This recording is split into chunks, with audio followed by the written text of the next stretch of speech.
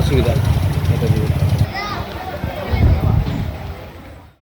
এমনটাই জল যন্ত্রণার চরম দুর্ভোগ দীর্ঘদিন ধরে সহ্য করে আসছেন মালদার মানিকচক ব্লকের মথুরাপুর গ্রাম পঞ্চায়েতের বোচাহি গ্রামের বাসিন্দারা।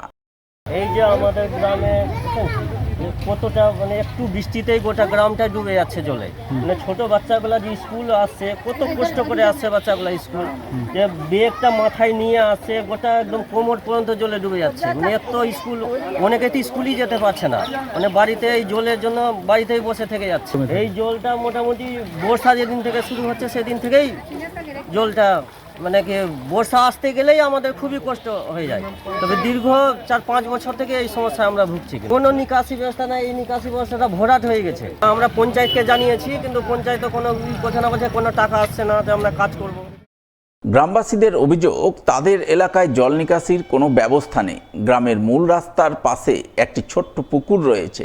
সমস্ত বৃষ্টির জল আগে সেই পুকুরে গিয়ে পড়তো, কিন্তু এখন পুকুরটি ভরাট হয়ে যাওয়ার কারণে বৃষ্টি হলেই রাস্তায় জল জমে থাকছে। দিনের পর দিন হাঁটু সমান জল ভেঙে গ্রামবাসীদের যাতায়াত করতে হচ্ছে। এতে গ্রামের ছাত্রছাত্রীরা সবচেয়ে বেশি সমস্যায় পড়ছে। স্কুলে যেতে গিয়ে রাস্তায় জমে থাকা জলে পড়ে গিয়ে বই খাতা, স্কুল ইউনিফর্ম ভিজে যাচ্ছে। তাই ছাত্রছাত্রীদের অনেকেই জমা জলের কারণে স্কুল যাওয়া বন্ধ করে দিয়েছে। এই সমস্যার কথা তারা স্থানীয় গ্রাম পঞ্চায়েত থেকে শুরু করে পঞ্চায়েত সমিতিকে একাধিকবার জানিয়েছেন। প্রশাসনের বিভিন্ন মহলেও সমস্যার কথা তুলে ধরেছেন, কিন্তু সমস্যা সমাধানে এখনো পর্যন্ত কেউ কোনো উদ্যোগ গ্রহণ করেনি।